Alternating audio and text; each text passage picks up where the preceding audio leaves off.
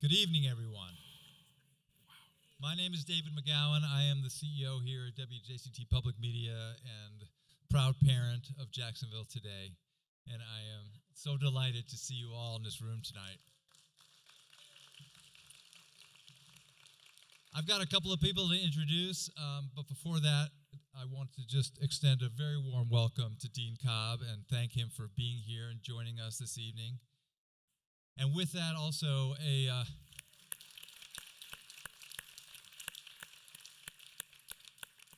I also want to say a special thank you to the Jessie duPont Fund.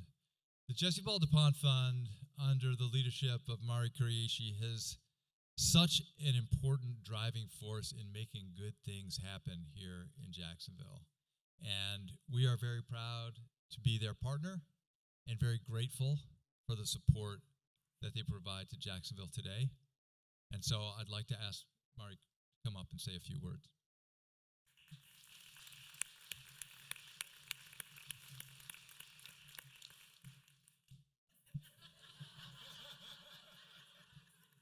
I'm afraid I'll do something to the microphone if I... That was just mean, wasn't it? Okay.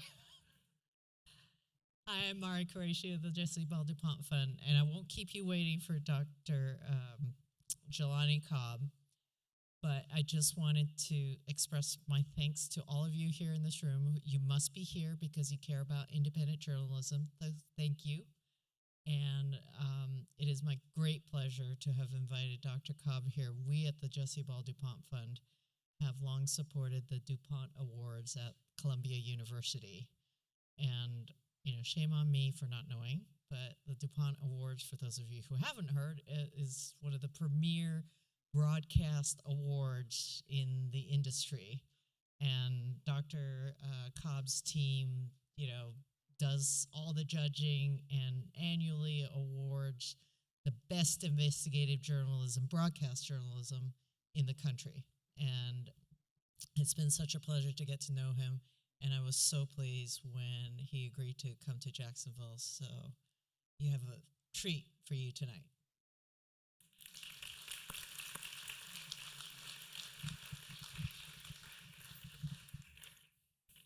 Thank you, Mari. I hope that all of you took the opportunity, those of you who are not Jacksonville Today subscribers already, to subscribe on your way in, and that if you did not do that, that you'll take a moment to do that before you leave this evening. Our aim at Jacksonville Today is to produce and distribute the local news and information that allows all of us, everyone, to participate in our civic conversation, and that fosters a vibrant, engaged, and inclusive community. And this evening is certainly part of that work. A couple of procedural notes here. We are going to take questions a little bit later in the evening. You have some note cards on the seats in front of you, and please, if you do have questions, please use those to write that down. At some point this evening, you'll see some folks kind of walking through the room looking to collect those. And so please look for them to get those questions in. So Will Brown. Will Brown is a reporter for Jacksonville Today and a Report for America fellow. His work, his writing and photography have covered places in Jacksonville that are often the least represented places in our region. And in doing that work, he has often found himself to be the only reporter on the ground there. His writing has become known for its embrace of history and his photography for its artistry. He was born in Sarasota, raised in Brevard County, a proud graduate of Florida A&M University, the master's from USF, a Florida man through and through. I give you Will Brown.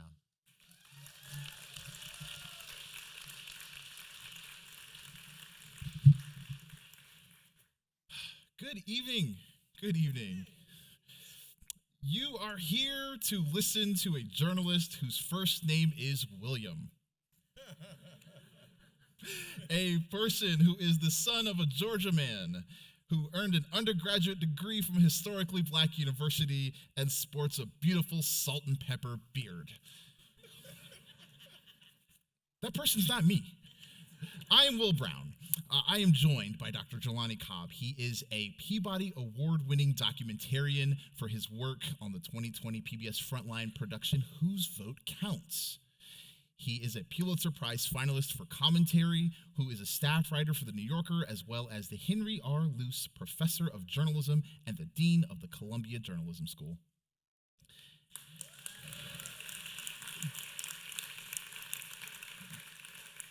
Dean Cobb earned his undergraduate degree from Howard University.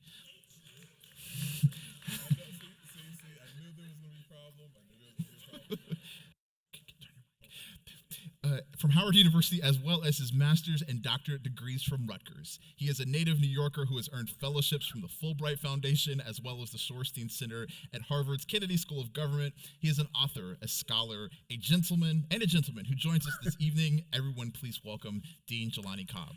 Thank you.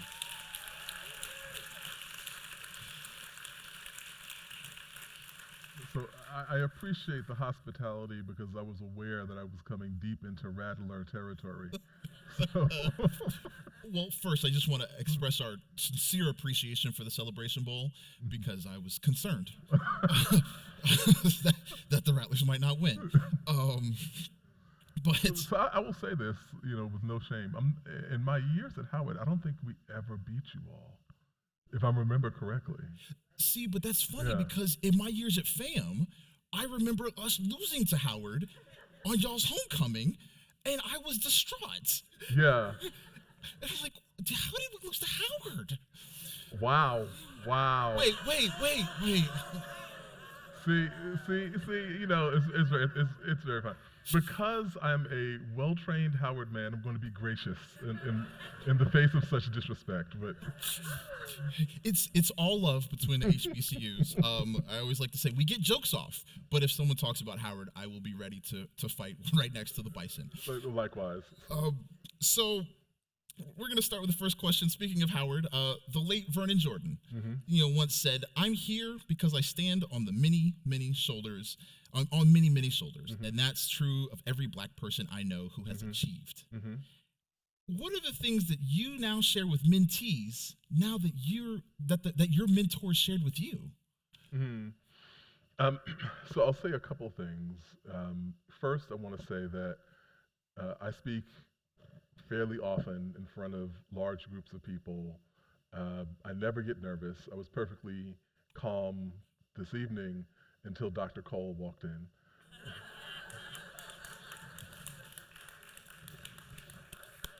And so if you're talking about mentors, when Mari and I were first talking, this is shortly after I became dean, and we realized that we knew Dr. Cole in common, and she said, "Wait, are you another one of Dr. Cole's mentees?" And I said, "That term, mentee, generally applies to everyone she has met, because she has imparted, so much wisdom and so much insight and given so much support and advice to so many of us that, it's just, an honor to be here in your presence." And so, and I'm going all the way back to when I was an assistant professor, when I was my first year as a professor at Spelman. And so very much indebted to Dr. Cole here. In terms of what my mentors, imparted to me, that I in turn try to impart, a lot of what I learned, specifically at Howard, which I later learned was a general theme at HBCUs, was that, I think Toni Morrison, said it most succinctly, the purpose of freedom is to free others. And that we were taught very explicitly that if we were the primary beneficiaries of our talents, then they had failed. That we were being educated in order to be of service to other people. And so, in the journalism arena, I think that's very straightforward for us. Why are we doing this? what are we here for? What is our mandate? If you want to get attention, there are other ways to do it. If you want, the public to notice you, there are plenty of, we have social media, you can be an influencer, there are all kinds of things you can do. But the work that we are charged with as journalists is to be the voice for people who, but for us, would not be heard. And that's what we're here for. And you started to go into that, but I really wanted to ask you to share with others your experience on the hilltop. How did that change your life? Mm-hmm.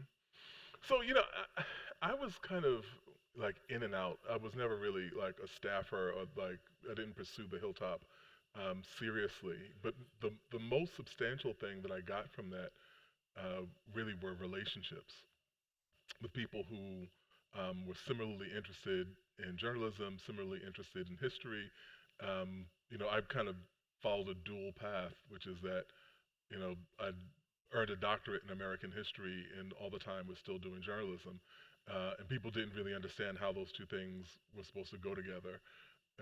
I understood, but it was hard, at that point for people to kind of grasp what exactly it was that I was doing. And one of the things I think that's crucial, for us as journalists, is to be able to give context to the things that we report on. And another thing that I tell my students all the time, the news is not necessarily new. Sometimes it's a new iteration of an older issue, and we have to be able to tell the public succinctly, cleanly, quickly what's happening right now, but also relate that to what happened yesterday, what happened last year, what happened 10 years ago. And so that was what I was doing, and there were like-minded folk around at Howard, in and around the hilltop. Probably the most notable of those is Ta-Nehisi Coates, but who, we became close friends at Howard. But also, Natalie Moore, who's, a great reporter at WBEZ, and this Natalie Hopkins. I could go through the whole kind of list of people who were around then, and those kind of formative relationships are really crucial. And speaking of relationships, and I think back to some of my days on the FAMU and staff, but I wanted to speak.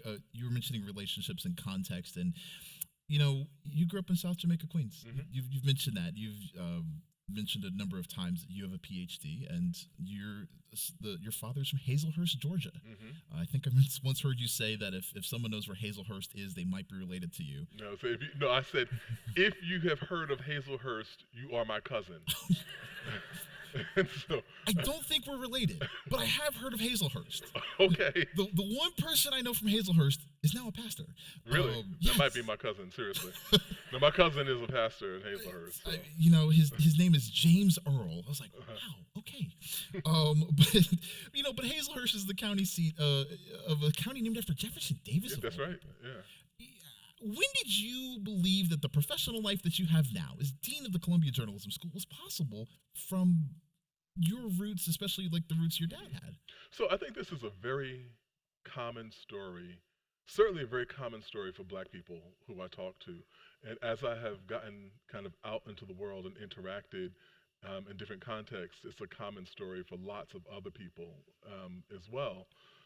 But, first off, I think that a good portion of parenting is manipulation, which, I didn't know, which you don't know. And I always tell my students, I was like, you think that you're going to get away from your parents, but they had a whole decade to kind of encode you before you realized what was going on, around you. And so, my father, who, had a third grade education, when I was a child, whenever he came home from work or if he had gone somewhere, he would come home and he would bring me a gift. The gift he would give me was always the same thing. It was always a writing pad and sometimes a pen or a pencil. And literally the first memory I have in life is of him teaching me the alphabet. Like, that's the oldest thing that I can remember, like him wrapping his hand around.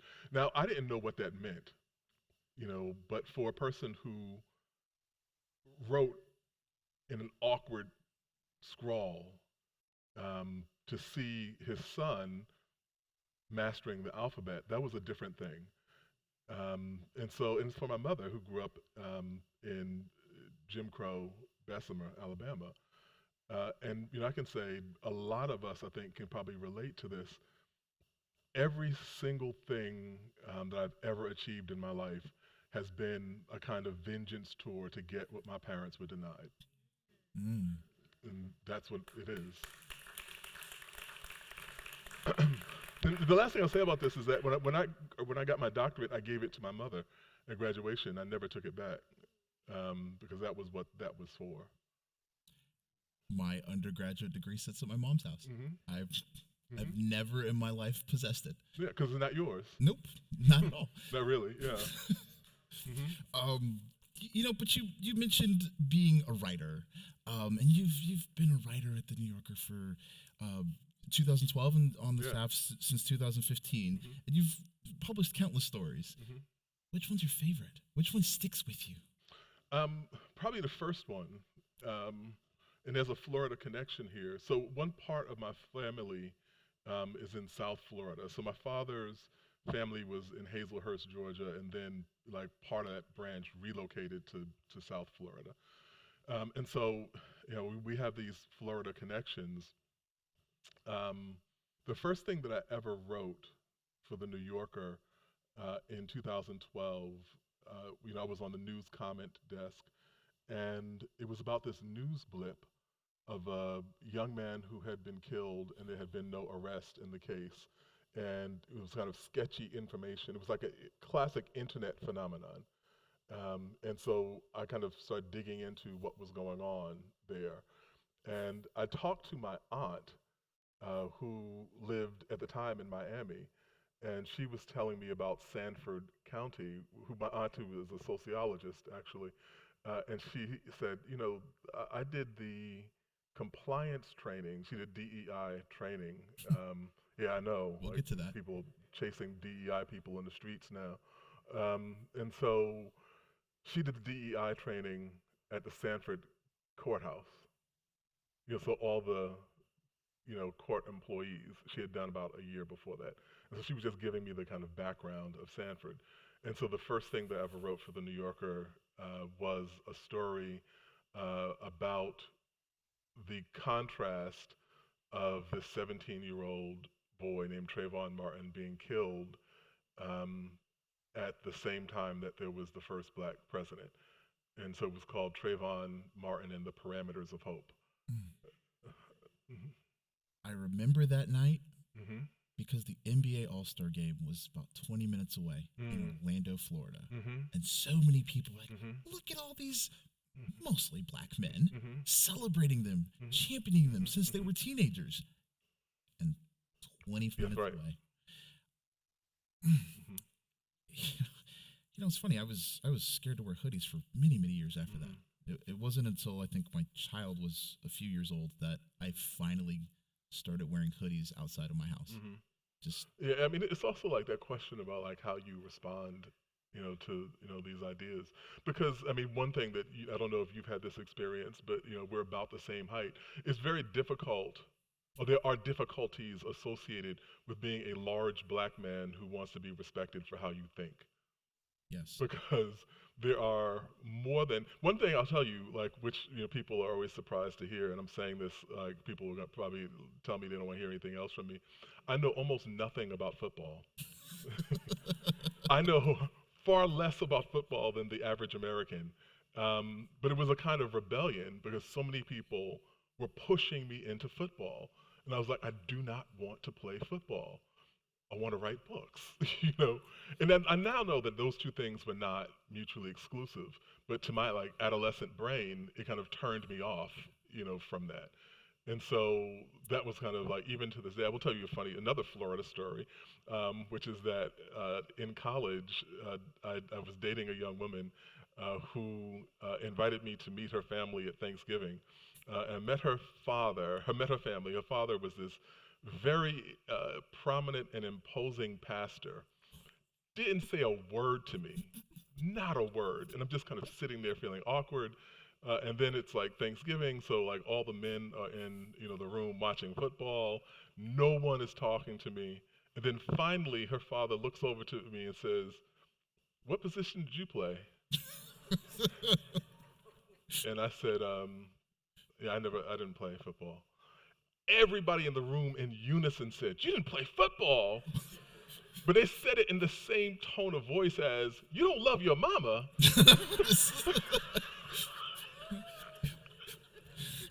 But it's funny because when I tell people I play football, I'm tall and kind of big, and I say, yeah, I played football in high school and walked on in college and all this other stuff. And, okay, so you were a linebacker? Were you this or were you that? I was like, no, I was the kicker.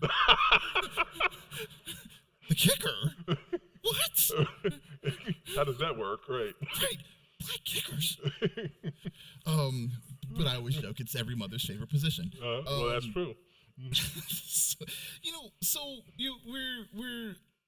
We talk about children and the reality of being, frankly, large black men.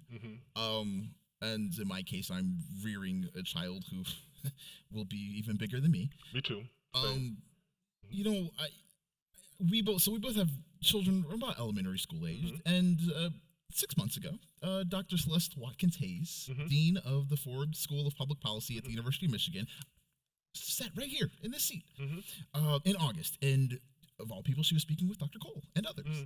One of my takeaways from that conversation was that she mentioned that people never know the seeds that they are planting 20 or 30 years down the road into the future. What seeds would you say have been planted since the January 6th insurrection that will bear fruit when our children are old enough to hold federal office? So, listen, there are a few things that we have to kind of have as a grounding. One is that I'm from Queens, and this is significant for a very particular reason. Donald Trump is also from Queens, and he's from a place called Jamaica Estates. I grew up in a place called South Jamaica. Those two neighborhoods have exactly the relationship you would suspect based upon their names. Jamaica Estates was literally at the top of a hill. South Jamaica was at the bottom of the hill. Jamaica Estates was overwhelmingly upper class, overwhelmingly white. South Jamaica, overwhelmingly black and brown, working class community. And so we kind of understood, who he was, a long, long time ago. And part of who he is was shaped by the era that he grew up in. So he's about a generation older than me. And one salient point about Queens is that, one of the things I'm very proud of in terms of being from there, it is statistically the most diverse county in the United States. There are approximately 800 languages spoken in Queens. Astoundingly diverse place. When Donald Trump grew up, Queens was the second whitest county of New York City. So what happened in the interim? The 1965 Johnson Immigration Reform Act. And was just a flashover, revolutionized American immigration policy. And one of the first places that began to register was Queens. And as a matter of fact, I have a friend who is Indian American and a journalist, and she was talking about her family. We kind of were like, how did Queens begin to diversify before all these other places? She said, my family was like, we will come 6,000 miles to be in the United States, but then when we land, we will not go more than 5 miles from the airport. It's like, landed at JFK, this is America, good, close enough. And lots of other communities had that same sort of reaction. For some people, if you're old enough, you remember a show called All in the Family, set in Queens, with a character named Archie Bunker, who has an allergic reaction to the arrival of the black family next door called the Jeffersons. Norman Lear, who just recently passed away, was very explicit in that. He was chronicling the tensions that ultimately produced not only Donald Trump, but Donald Trump's generation in Queens. And so there was this language of nativism, of who are these people, where are they from. It's not coincidental that the most xenophobic politician in modern American history is a product of the most diverse county in the United States. There's a relationship between those two things. And so when we talk about January 6th, it was the culmination of these things, because by the time you get to 2016, it wasn't just white Queens residents who were saying, who were these people? Where are they from? Who are they praying to? What kind of food is that? It was a national phenomenon. And so people were speaking a language that Donald Trump had spoken his entire life. That's why he was so fluent in it. And so when we looked at January 6th, it was the culmination of those seeds of anti-democracy that went back at least a half century, because part of this is also the Voting Rights Act of 1965, the same year as the Immigration Reform Act. And so in January 6th of 2021, what we saw was the kind of recognition, a mutual recognition of who they were, what they were capable of, that they had ranks, that there was this silent audience cheering them on in social media, around the country, and that these kind of far-right, anti-democratic forces, whose history goes all the way back to the founding of the country, were there to kind of stake their claim yet again. And so if you ask what we'll be dealing with, a generation from now, it's likely that we'll be dealing with the fallout that the same dynamics that generated January 6th in the first place, but they've always been here. And for us as journalists, this is the part where we get into history. We have to know this. We have to know the context of immigration and immigration law and resistance to immigration in the United States if we're going to cover immigration. We have to know the history of anti-democracy in the United States, which is a very long, vital, and vibrant tradition that we don't talk about because we have, as I say, cooked the history books. We only want to talk about the most progressive and impressive parts of our past. And so all of those things are, when I'm talking about what our journalism school has to teach, when we send our graduates out the door to go cover stories, they have to have all of this in their background, as they're, walking out to cover a beat. And you bring up a great point about history, and I wanted to go there. The Duval County Public Schools is in the process of purchasing textbooks. Duval County, right here in Jacksonville, is in the process of purchasing textbooks for its social studies curriculum for the first time in 11 years.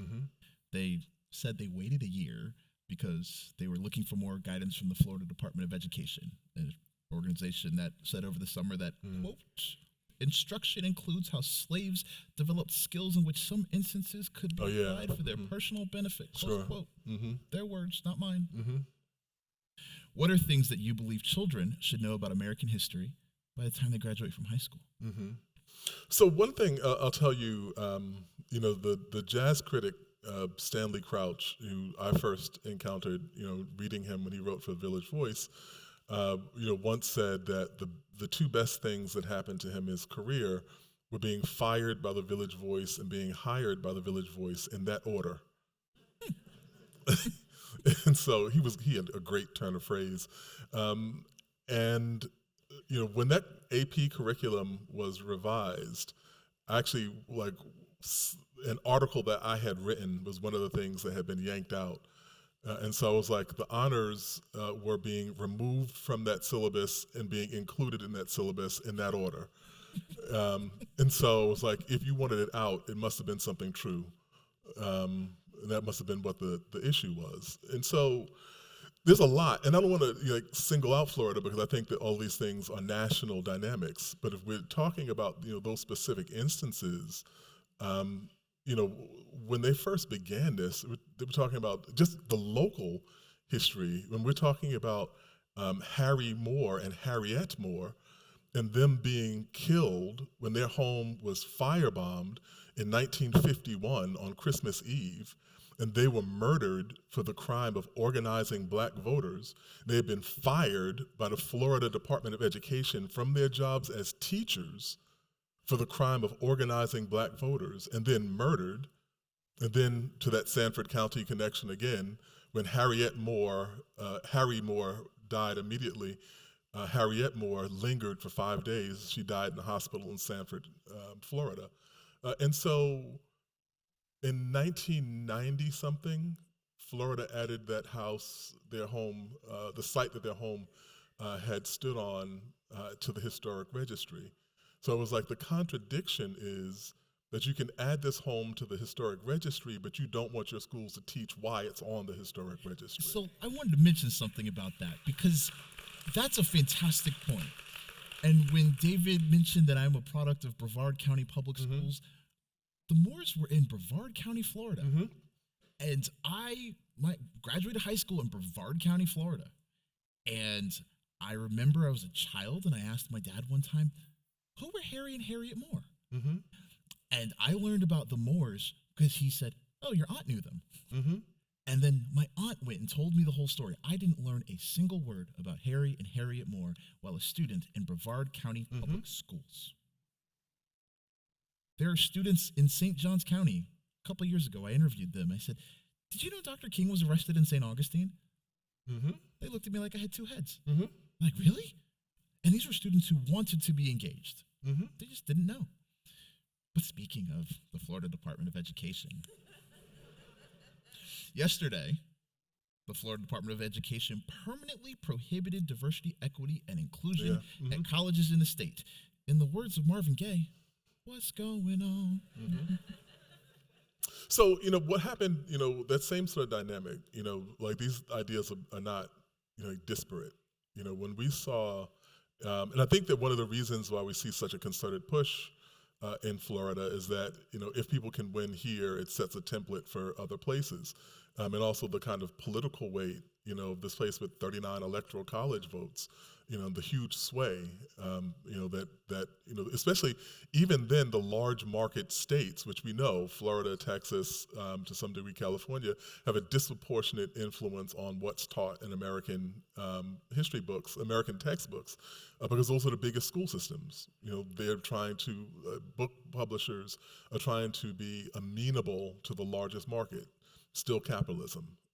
And so when we look at the attack on DEI, and it's another front of the attack. You remember we had people in hysterics about CRT, some years ago, and I was like, I've actually taught critical race theory, and I can guarantee you that what people are referring to critical race theory is not critical race theory at all.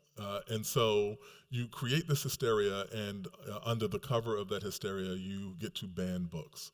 And you get to put your thumb on the scale of education. And when we look at DEI, it's paired with the attack on affirmative action, which was successful, eviscerated affirmative action.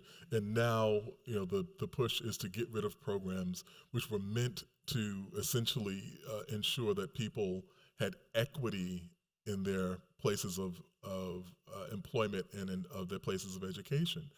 And so it's really a kind of rearguard march to return America to a kind of Mad Men demographic, Mad Men era demographic. And it's not even hidden because people feel confident enough in this success that they're now saying what they're doing and telegraphing what they're doing. And so it's all a part of that. One of the things that I will say is one irony is that I wrote a piece for The New Yorker called The Man Behind Critical Race Theory, and it was about the legal scholar Derek Bell.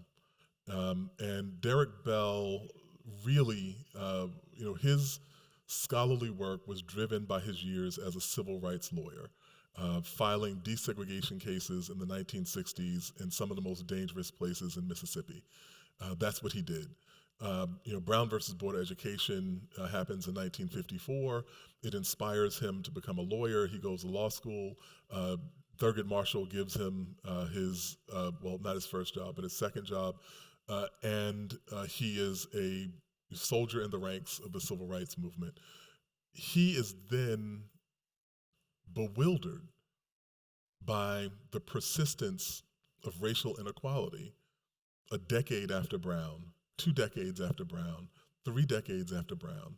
And so he then goes on this quest to understand how, in the face of all these legal precedents and all these legal victories, inequality persists. The body of questions that he raised is what became the basis of critical race theory. And one of the things that he said was that in a racially hierarchical society, people will use the language of colorblindness in order to reinforce racial hierarchies. And so for all the things that Greg Abbott and Ron DeSantis and other people, who we could list, of all the things that they have done, I really think they should be most commended for validating the work of Derek Bell. Spicy.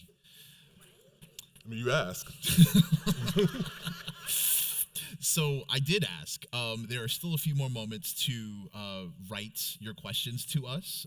We will read some of them to Dr. Cobb, as my mom, who is in the audience today, used to remind me, write legibly.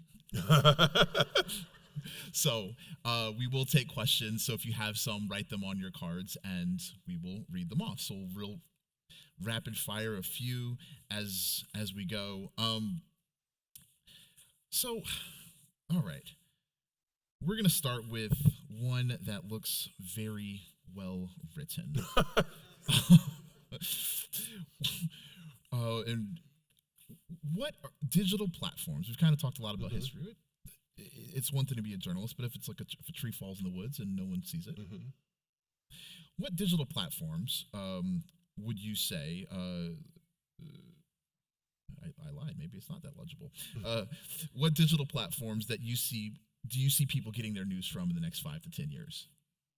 Probably none that we know. Maybe TikTok will be around then. I highly doubt if X/Twitter will be. Facebook has moved away from that, altogether. And the platforms would rather not be in the news business, which is one of the reasons why there's so much pressure on the news industry to innovate about, how we deliver information to people.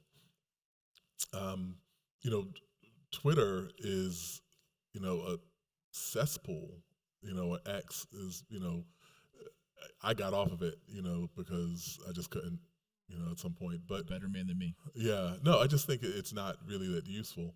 But the other side of it is we haven't figured out the mode of dissemination that matches that, something that has the kind of breadth of contact. The whatever you want to say about the evils of the algorithms work. They have figured out some way to keep people engaged. And in news, we don't know how to quite navigate that yet. And we have to get the information out there. Sure. Because without it, I mean, in some ways, what's the point? Right. But speaking of our industry, someone asked, their words, not mine, how do you decide which battles to fight as a black man in a white-dominated industry? So, one of the, you raised a question earlier about things that your mentors have told you. One of the other things that a mentor of mine told me was that you have to pick your battles. You can't fight all of them, at the same time. And, another, guy, I was friends with this guy who was a boxing trainer, and he pointed out something. He was talking about Muhammad Ali, like all the great boxers. And he was like, if you notice, and once you see it, you can't unsee it.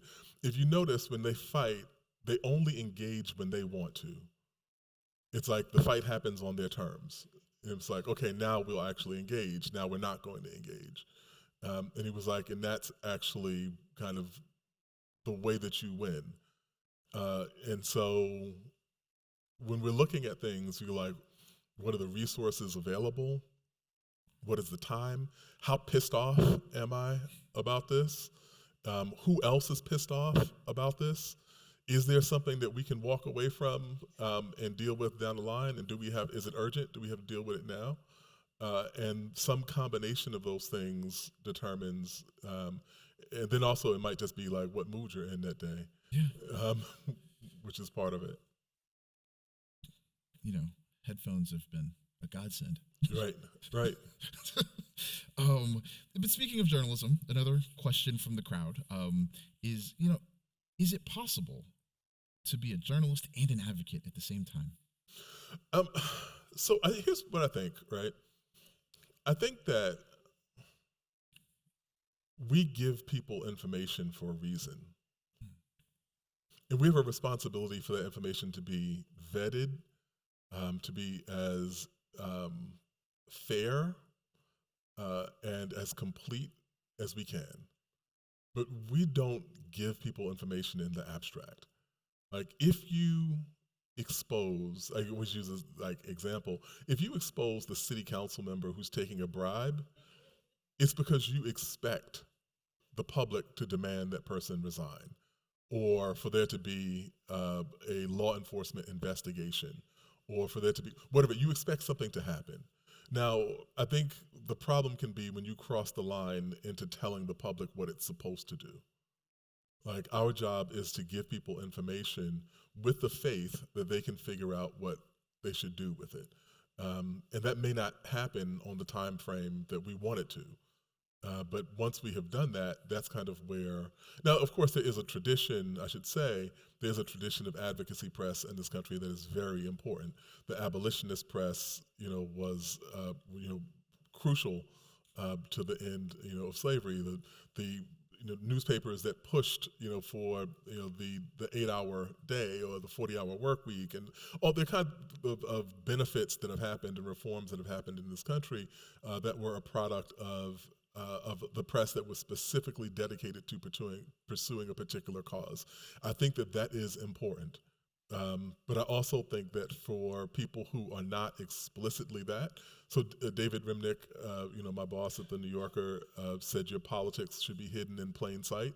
If you are going to make a political stand, that has to be, upfront.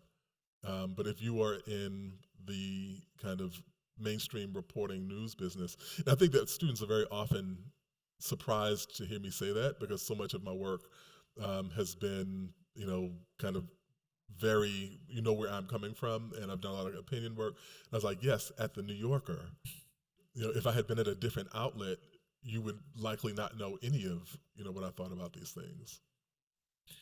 And, again, another question from the crowd. It's not too late, so please share them with us. Kind of looking into, you mentioned like the city council person taking a bribe. Our journalism students. Why do you keep laughing when I say this? Because she's on the city council. I know that. Right, I'm aware of that. So, that's the. Are journalism students interested in becoming investigative reporters, and how does the curriculum and the teaching experience kind of impact that type of reporting? Mm-hmm. So one of the things that my predecessor, brought to the journalism school was that all of our students take an investigative core. So no matter what it is, if you were interested in covering sports, if you're interested in covering immigration, if you're interested in covering like the entire spectrum of things that you can cover, you start with an investigative techniques core.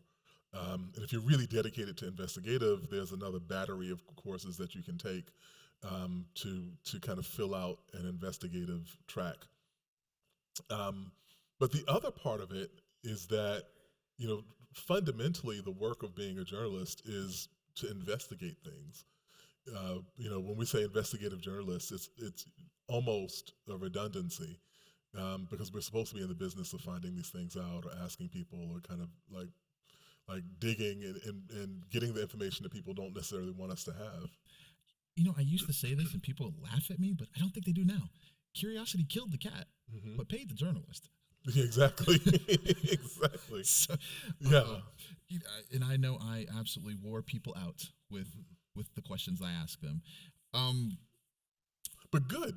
Yeah. Right. It's like, you're calling me again? Yes. Yeah. Get used to it. But speaking of journalism, another question from the crowd. How would you describe the state of journalism today? And what is the public's role in journalism's success or failure? By the way, speaking of the phone call thing, it reminded me one time we had a student who was new to journalism. She hadn't done journalism at all before, and we were telling her to press source. And it was like, did you call this source? And she said, yes. And it was like, when? And she said, yesterday. Like, did they call you back? She said, no. It's like, so what do you do? She's like, I'm going to call them back on like Thursday. And we're like, no, you call them every hour. Call them like until either they say, no, I don't want to talk to you, or like whatever it is, like you continue to call. It's like, isn't that rude? And I was like,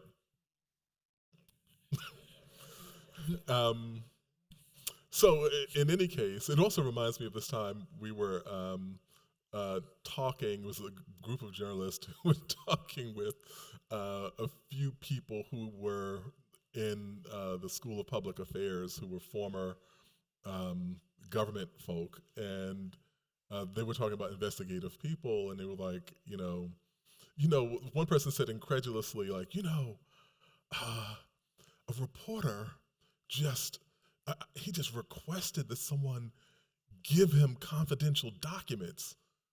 And we were like, yeah. Could not believe. It's like, that's what we do, right? Now, of course, the other side of it is that just because you have a confidential document doesn't mean that you publish that confidential document. And that's actually where the journalism part of it comes in. And, maybe that document is, more use to you not published than it is published. All the other kind of things you go through in the calculations. To the question about the state of journalism, it's the best of times and worst of times. It's easy to see, and I said this, earlier, it's easy to see the worst of times part, the instability of the business model, the just evisceration of the journalism ranks, where, jobs are just kind of falling off the table. Publications, they're now local publications that have no reporters whatsoever. There are no reporters for the publication.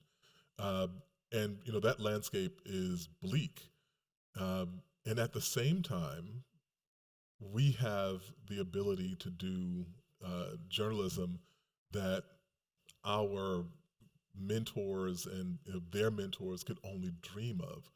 We have access to incredible amounts of data. We all walk around with a device, in our pockets that has, more computing power than like the whole campus of MIT in the 1980s or wherever. We can, dig, we can get all this kinds of information. There's all this innovation happening about how we report, how we disseminate information. And we have to keep track of both of those things, the bleak side so that we understand, what's at stake, but also the really exciting, innovative side so we understand that we are not, defeated at this point. And you're right, because the phone that I just pulled out has more computing power than the computer I took to college.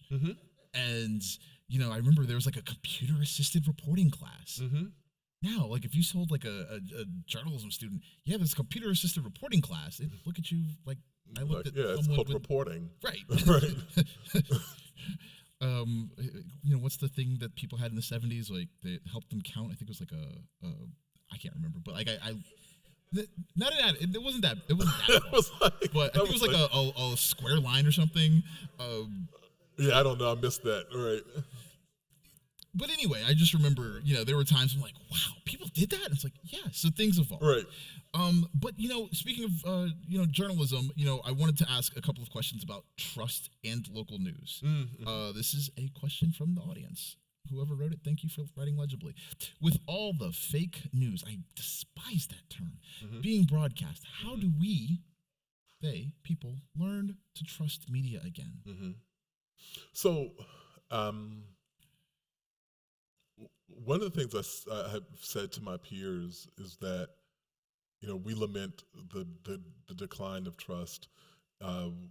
We also have to be worthy of people trusting us, because we have seen egregious failures on the part of the press, and trust once lost is far more difficult to regain. That's the fundamental part of it.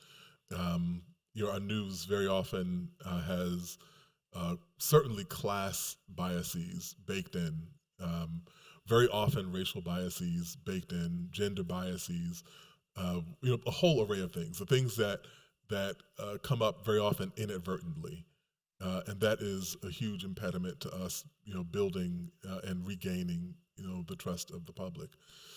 The other side of it is that fake news, whatever we want to call it, is not new.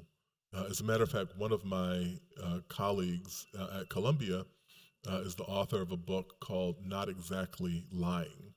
And it's a history, basically, in every mode of communication, people have used it to spread false propaganda. Going back to the printing press, and then that gets updated to radio. It gets updated to television. It gets updated to the internet. That if people have access to the mode of communication, the means of communication, there's going to be a certain percentage of people who will use it for ill, to mislead the public. One of the things that I think has to happen on our part is the kind of consistent effort to gain, to show why we should be trusted. So one of the things I've said is that we should have, especially digitally, this is much easier than it would have been before, but we should have in anything that we publish, especially anything that has a serious accusation or anything that's investigative, and we should have a hyperlink that you click on that says how this story was reported. And simple. When I turn into something at the New Yorker, I have to turn in a raft of fact-checking stuff. Like, I got this from this, I interviewed this person, here's the audio of that interview, da-da-da-da-da-da. It should be, I got a tip anonymously, which led me to file this Freedom of Information Act request to get these documents, which led me to reach out to the commissioner of this particular agency who didn't want to talk to me, and so I waited and found that person when they were coming out to their car, and then this person told me this, blah blah blah blah blah blah. So that if they, this is something that people in social science understood long ago, where historians require footnotes, to say, like, how can I verify this? Journalism has to say, if you were so inclined, you could produce this same article because this, and this are the sources I used to produce it. I have found myself doing that far more. And regardless of what one thinks of the bills that are in Tallahassee at this moment and in the Florida legislature, I don't say this bill will do X. I say this bill, and directly quote the bill. Here's the link to the bill. Don't believe me. Here's the bill for yourself. Read it for yourself. Whether it's state legislation, local legislation, here's the link. Bill, how did you talk to this person? I called them. What's their number? Can't do that. But right. I called them. And you're right about just, that extra layer of transparency goes a very long way. You can put the audio of the interview up when people want to know where a quote came from. Frontline, you mentioned Frontline earlier, this evening. Frontline is doing that now. Like, they'll put up a documentary, and then they will put up the entire interview with the person. So even if it's 2 hours or 4 hours, if you were so inclined, you can listen to that entire interview and see where the 30 seconds or minute or 90 seconds that they used of that 3-hour interview, you can see exactly where it came from. So it's like, when we're in school, your teacher said to show your work. I mean, that's what I say all the time. Cite your source. Yeah. And this is one, I'm going to come back to the audience questions, but this is one I really wanted to ask you to that vein about trust. What can local journalists do to elicit more conservative trust? Because so many, here's the thing, right? When we kind of disaggregate the trust part of it, one part, there's always a certain kind of reaction, even in the best of circumstances, that part of our job is to tell people things that they don't want to hear. And one of our instinctive reactions as human beings is to disavow things that we dislike. Like, that's not true. And so that's part of what we're going against. But I also think that it's crucial. One, I think that institutions have to be above reproach. That we have to make sure that every day we're doing our best to make sure that we live up to the standard that we've set. And when we fail to live up to that standard, we have to be upfront. We messed up. We won't do it again. We're on top of it, so on and so forth. But as it pertains to the erosion of trust, that is an asymmetrical phenomenon. So there are people who are liberals and progressives who trust the media less than they used to, and there are way more conservatives who distrust the media. Like those numbers, that's really what's driving the distrust. But when you talk about how local news rebuilds trust, here's the thing. On the ground, those numbers look different, even for conservatives. So people trust local news for reasons that are really not that hard to figure out. They trust local news more than they trust national institutions. Also, the historical part of this is useful. Americans have never trusted large institutions. If we go back to the Grapes of Wrath era, they distrusted the banks. If we went back 50 years before that, they distrusted the railroads, which were the major kind of companies and the kind of dominant economic powers of their day. As it stands now, it's large media conglomerates. People distrust. There's a long kind of historic legacy of distrust for kind of anonymous, powerful institutions that have a disproportionate influence on your life. But on the grassroots level, even conservatives are more likely to trust local news because these are people who are in your community. And so that doesn't solve the whole problem, but it goes a good way toward alleviating the kind of public faith crisis we have right now. I think one of the first presidents to really say, "Don't trust the system, trust me," was Andrew Jackson. Mm-hmm. Well, yeah. Speaking of what people should know, like when we're in Jacksonville, and I always am whenever I talk about kind of American history and what we don't talk about, I was like, well, do we know that General Jackson seized this territory without President Monroe's permission? At the behest of slaveholders in Georgia, who were concerned about their chattel escaping into freedom in the Spanish possession, of Florida, and so and that whole conflict, and the way that the subjugation of the so-called pacification, I think they would say, of the Seminoles was connected to this idea of eliminating a route for enslaved people to escape. Part of the same dynamic in Texas, by the way. Why Texas seceded from Mexico when the Mexican government gave that free land to Americans to come grow cotton because they saw how much the American economy was growing wealthy from cotton production. They gave them two provisos. One, that they had to convert to Catholicism, that they didn't want to import as many Protestants into Mexico, and they could not use slave labor to do it because Mexico abolished slavery in 1836. The United States didn't abolish it until 1865. And so in that context, the Americans revolted because they wanted to keep slaves. And so we don't talk about history, we'll talk about geography. Like how did these places get to be part of the United States? And so until we can get to that basic thing, and the other thing that I will say, like all of us should know, we don't, for the most part, as a nation, you can go to the most committed Republican in the country, generally does not know the history of the Republican Party.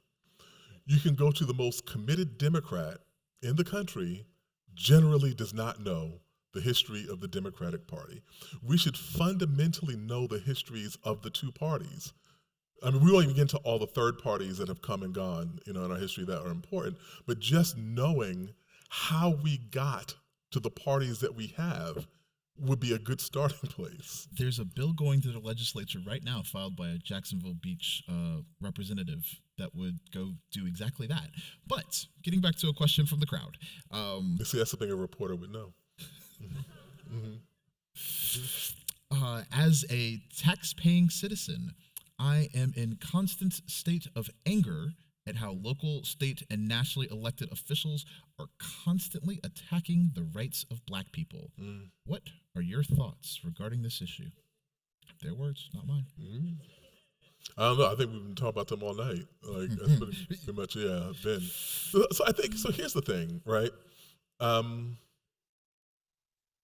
I think that we have had, so when I was talking about, the importance of like history and specifically understanding the importance of like Black history, is not out of a kind of grievance place, or it's not to, as people said during the CRT discussions, to make white children feel bad about themselves or to make anybody feel bad about themselves.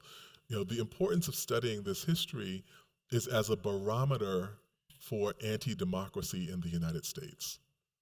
And so what has our historic tolerance for anti-democratic behavior been? And it's not the only barometer. We could study the history of women in this country. We could study the history of immigrants in this country. We could study the history of Latinos in this country. There's a whole array of people that we could look at as barometers for how far off we've been from the democratic ideal. And so in looking at the attacks on the rights of Black people, in this country, it literally becomes, well, if this can happen to us, who else can it happen to? Not that we don't matter in our own right, but I'm saying if you're just purely a self-interested person, like what else can happen as a consequence of this? And so that is something that we should be thinking about. It's something we should all be concerned about. And we've talked about Black history. We've kind of even mentioned some of the Civil War. Question from the crowd. I'm going to read it verbatim. When Trump loses the presidential election, are you concerned that his followers will start another civil war? So let's go back to history on this. Not even the Civil War. We have a fairly robust history of political violence in this country that we also don't talk about. And again, I know I've talked a lot about Black people. I'm going to take Black people out of the equation. Like, look at the Know Nothing Party, in the 1850s that would straight prevent entire precincts from voting. Or the Whigs in Philadelphia burned down a precinct house to prevent their opposing, I think it was Democrats, from winning an election. And so we have had, in Baltimore it was kind of notorious, on election day, there'd be fatalities. People would be shot, people would be attacked, maimed, and throughout the 19th century to prevent people from casting ballots. Like, all of that happened. The kind of organized violence that we have. There's nothing inherent that prevents us from having those kinds of problems again. And so I don't think we have a risk of the kind of 1861 to 1865 Civil War for lots of reasons. I do think that we have a pretty significant risk of protracted political violence in this country. Maybe sporadic, maybe concentrated, but certainly political violence. And that could be either if Donald Trump won or Donald Trump lost. And another question from the crowd, I'll read it verbatim. Why are a growing number of Blacks and our younger population becoming dissatisfied with the Biden administration's policies? I think there's a lot to that. There's a lot to pull apart. One is, people have said that the economy has rebounded. And that is really an extremely relative term. Because, again, for me, my father was an electrician, and my mother was a home health aide. And by the time I could afford the house that they raised me in, I had a PhD tenure and I had written 2 books. And so a good economy doesn't mean that they're able to move out of their parents' house.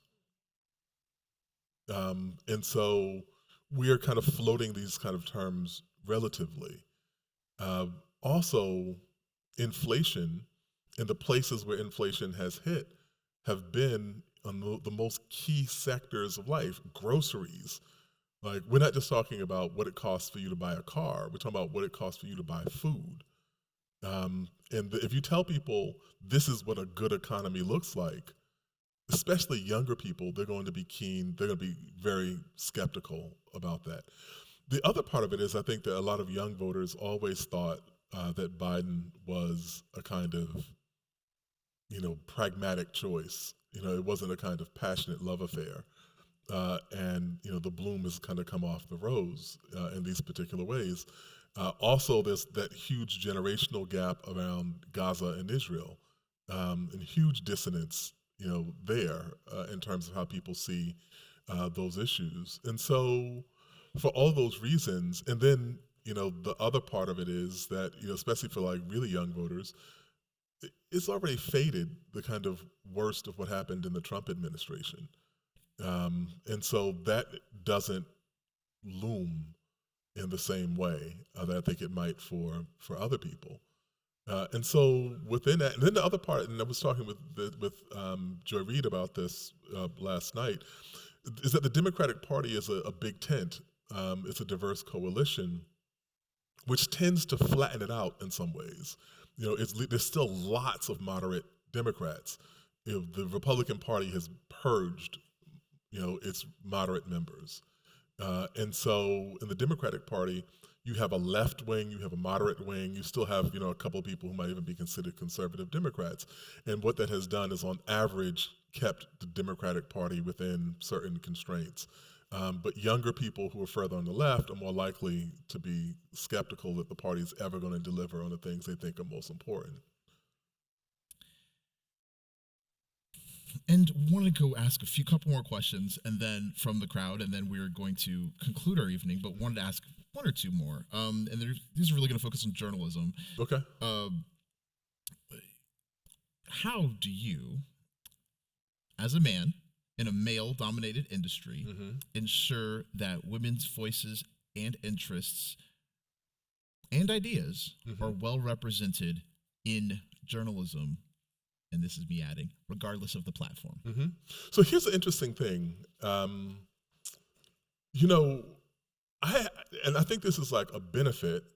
Maybe we can going back to Dr. Cole, but I have had more women mentors than men mentors kind of coming up in my career.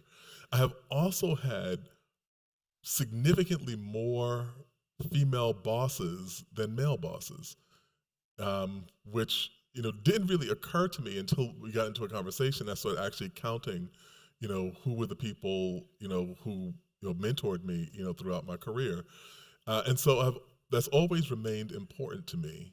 And one of the other things that's apparent, both in the journalism school that I lead and in the journalism profession, is that right now, and this is happening, by the way, in lots of professions, law being another, on average, the journalism school population at Columbia is about, in a close year, 65% female, 35% male.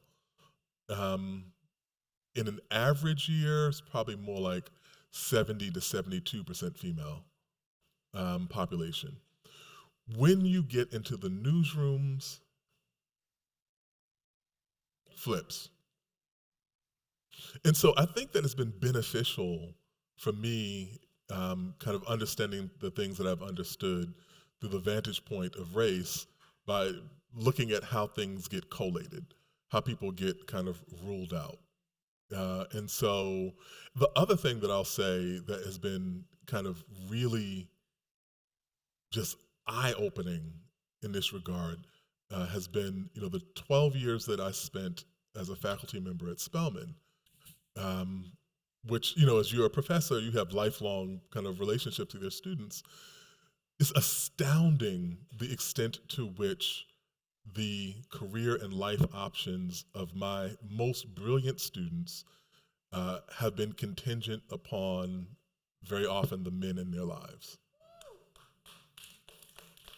And so, I'm just saying this, like I have a student who I just was certain was going to be a senator, and she got married and her husband had this huge job offer and they went to where her husband's job was. And I was like, well, what about this? And you talked about running for office. And she's like, well, maybe I'll do that, some years down the line. But that has been, in another instance, one of my students wanted to go on to get an MBA, and, her husband's family was not on board with that.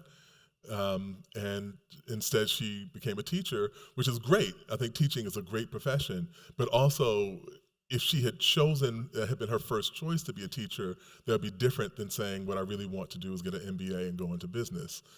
And so I have seen that, play out for people whose letters of recommendation I wrote. And so I've had an ear to that as a leader. So now,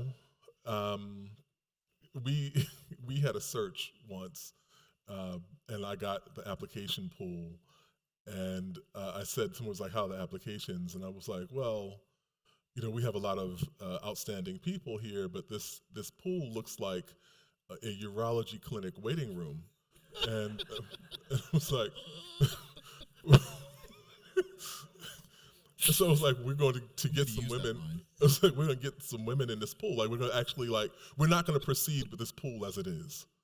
And so we're going to make some phone calls. We're going to call people up and going to and then the last thing I'll say is that I have a very outspoken cadre of women colleagues who would keep me honest if ever I kind of wasn't doing enough to pursue gender equity.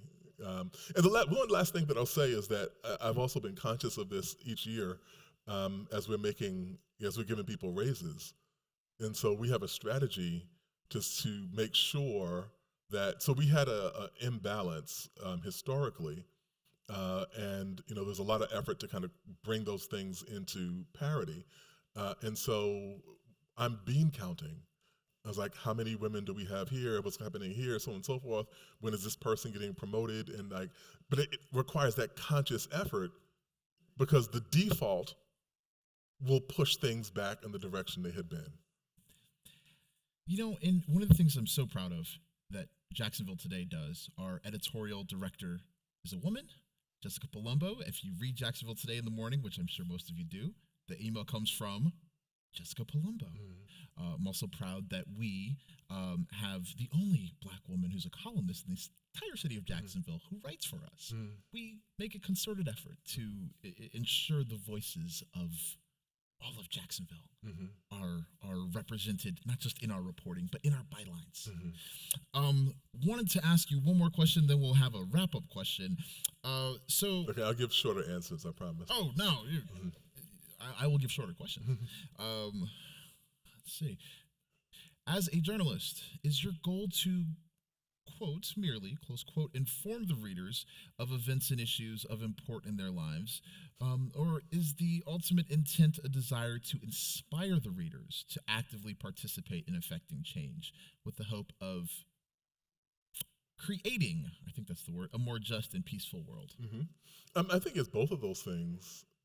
Some of the things you do to inform. And the other thing we've talked a lot about the weighty things, but a lot, and I talked about this earlier today, when everyone was like up in arms that USA Today had hired, a dedicated Taylor Swift reporter. And everyone was like, oh, it's just a death knell of journalism and so on. And I was like, even when newspapers were rich, we still published astrology, like not everything is supposed to be heavy. Some of it is just entertaining. It's like why people come to have the relationship they have with the institution. You were going to say something. No, I'm just laughing at the fact that of all the cities that Taylor Swift went to follow her favorite football player, Jacksonville was not one of them. I was disappointed. People said, well, did you see Taylor Swift? She didn't come. Yeah, she really? didn't come. It was the thing that appealed people to like our photos and our coverage of the NFL. Was Taylor Swift there? But the other part of it is that this person moves the economy. Yes. Outside of the kind of like pop culture kind of references to, who she's dating or what her albums are doing and so on, like this is an actual kind of factor in the economy. So, there's lots of reasons that you could justify reporting. And to be fair to the USA Today, it wasn't just a Taylor Swift reporter; it was a Beyonce reporter as well. Yeah, to that point that we. Yeah, I remember people were upset about the entire thing, but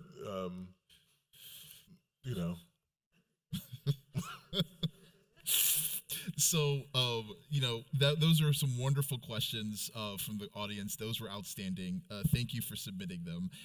Special thanks to Kathy Waterman, the associate producer for our morning talk show, First Coast Connect, for coordinating your questions and bringing them to me.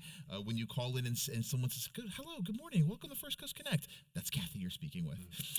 Before we conclude, we would like to thank the Jessie duPont Fund for bringing you, Dean Cobb, to speak with us this evening.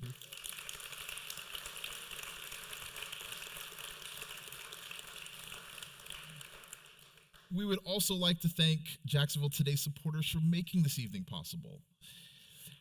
You can subscribe to Jacksonville Today right there. See that QR code right there? Sign up for Jacksonville Today. You can also sign up at our table next to the grand piano on your way out of the studio. And don't forget to fill out not quite yet. Don't forget to fill out the survey in your seat so we can continue to provide programming like this awesome event tonight. So thank you all for that. We're going to ask one more question as Dr. Cobb is taking a picture of all of your beautiful No, I'm going to sign up for Jacksonville Today. Oh, even better. Yeah. I love to see it. Thank you. Makes me sad I don't have a story in tomorrow's newsletter.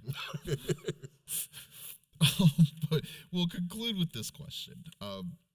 Your friend and colleague, Stanley Crouch, who you mentioned earlier, used to sign off correspondences by saying, victory is assured. In 2024, whose victory is assured? And what will that impact be? So it's interesting, I wrote an introduction for a posthumous collection of Stan Lee's writings, and I talked about what he meant by victory is assured, and it was kind of no one's victory is assured, but it's the pursuit of victory that you have control over, and that was like you're in pursuit. It's like always the other title of his book, Always in Pursuit, and so I will say this. James Baldwin said that the world is held together by the love of a shockingly small number of people. And I found that to be true, and I always kind of say, we could say that about bravery, integrity, empathy, like all of those things, very small number of people have moved mountains.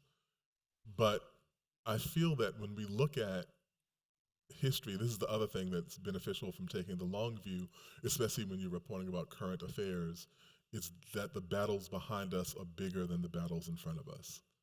That people did more with less. That people won against far longer odds than the odds that we're facing now. And the final thing is that everyone that we admire, like every single person we admire, almost universally, we admire for what they did in times of adversity. We don't admire them for what they did in times of comfort. And so when we are having second thoughts and doubts and concerns about, whether we will achieve victory, it's always best to remember the circumstances under which other people unpredictably and improbably did. It's a fantastic way to end this evening. Everyone, please give a wonderful round of applause for Dean Jelani Cobb for joining us this evening. Dean Cobb, I so appreciate your time. Thank you so much.